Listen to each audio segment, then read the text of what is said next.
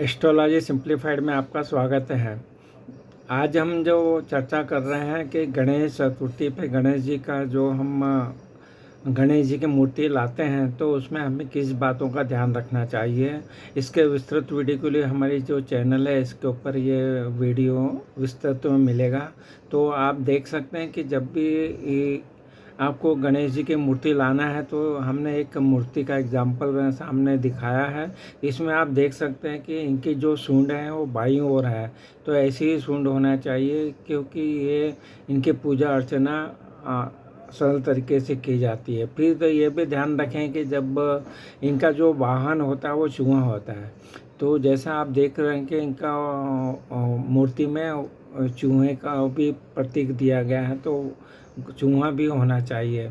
इसके बाद में आप देखना चाहिए कि इनकी जो स्थिति मूर्ति की स्थिति वो बैठी हुई होना चाहिए। तो आप देखो बैठे हुए गणेश जी होना चाहिए क्योंकि ये आपका धन का प्रतीक होता है। तो आप ये भी देखिए कि जो बैठी हुई मुद्रा में आपको गणेश जी को लाना है। तो इस तरह से आप जब भी मूर्ति को लेने जाएं तो ये इन बातों का ज़रूर ख्याल रखिए। उनके हाथ में ये भी देखना चाहिए कि आशीर्वाद मुद्रा में होना चाहिए, तो जो आशीर्वाद दे रहे हैं वो हाथ देख सकते हैं आप। फिर हाथ में उनके लड्डू होना चाहिए, तो इस तरह भी आप देख सकते हैं। तो इनके हाथ में लड्डू भी है। तो ये अब इसके बाद में आपने देख लिया कि ये मूर्ति में ये सब जैसा दिखाया ऐसी मूर्ति है आपकी। तो आप क्या करें कि जब इसको आपके घर के अंदर लाएं तो आपको ये ध्यान रखना है कि इनकी स्थापना जो करेंगे तो इनको जब आप स्थापना इसको ईशान कोण में कर सकते हैं या आप पूर्व में कर सकते हैं। जब ये पूर्व में आप स्थापना मूर्ति करेंगे तो इनके जो मुख है वो आपका पश्चिम की ओर देखेंगे और हम जब पूजा करेंगे तो हमारा मुंह वहाँ पे पूर्व की ओर होगा।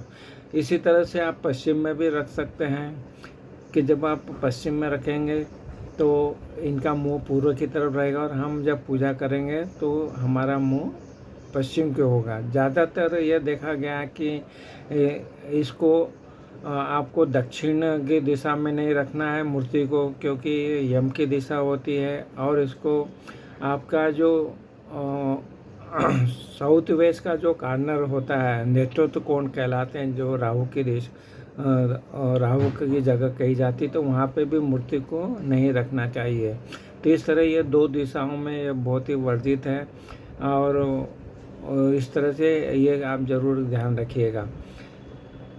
अब जब हमने बात कर ली है कि जब इनके हाथ में लड्डू के बारे में जो बताया, वो मोदक के बारे में बताया कि हाथ में मोदक ऐसा रखा होना चाहिए। ये एक इस चीज़ का भी ध्यान रखें आप।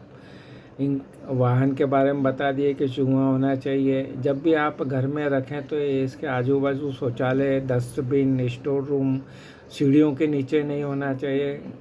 इस तरह से आप गणेश जी की मूर्ति को ऐसी जगह पे घर पे न रखें। तो ये छोटी छोटी जानकारियाँ हमने दी जो कि बहुत ज़रूरी है। वास्तु के हिसाब से भी बताया गया है कि जब गणेश जी की मूर्ति को अगर हम पूर्व दिशा में रखा जाता है तो वास्तु के अनुसार से रख सकते हैं। फिर अब ये दूसरी चीज़ हमने बताया कि ईशान कोण में भी आप रख सकते हैं क्योंकि ये आध्यात्मिक कोना होता है। और गणेश जी की मूर्ति को पूर्व या पश्चिम दिशा की ओर मुँह करके रखा जा सकता है। गणेश जी की मूर्ति को स्वच्छ और ऊंचे मंच पर वेदी बनाकर रखना चाहिए। मूर्ति के चारों ओर नरम और गर्म प्रकाश से व्यवस्था करना चाहिए। इस तरह से हमने सरल तरीके से बताने की कोशिश की कि जब भी आप गणेश जी की स्थापना करते हो तो किन बातों का आपको ध्यान रखना चाहिए। अगर इस तरह से आप मूर्ति को लाते हैं और वास्तु शास्त्र के हिसाब से घर में स्थापना करते हैं तो ये आपकी जो मूर्ति का जो फल मिलना चाहिए, हमारे गणेश चतुर्थी में जो हम हमारे पूजा आराधना करते हैं उसका फल अच्छा मिलेगा। आपको अगर ये वीडियो पसंद आ रहा है तो हमारे जो चैनल है एस्ट्रोलॉजी सिंप्लीफाइड को ज़रूर सब्सक्राइब कीजिए। वहाँ पे जो वीडियो हैं उनका भी आप लाभ उठाइए। और ये अगर वीडियो आपको पसंद आ रहे हों तो आप अपने रिश्तेदारों में, अपने व्हाट्सएप ग्रुप सर्कल में ज़रूर भेजिए, जिससे कि वो जब भी स्थापना करें तो इन बातों का ध्यान रखें। और ये भी ध्यान रखें कि जो भी गणेश जी की मूर्ति ला रहे हैं उसका जो कलर होना चाहिए वो सिंदूर कलर होना चाहिए, और साथ साथ में मिट्टी के बने हुए होना चाहिए। तो ये चीज़ों का भी आप ध्यान रखिए। तो ये विस्तृत जानकारी जो हमने देने की प्रयास किया है, तो आप ज़रूर इसको अपने व्हाट्सएप ग्रुप और आप रिश्तेदारों में इसको भेजिए और उनको अवगत कराइए, जिससे कि वो सही तरह की मूर्ति लाके सही जगह पर स्थापना करके उसका अपना पूरा लाभ उठा सकें।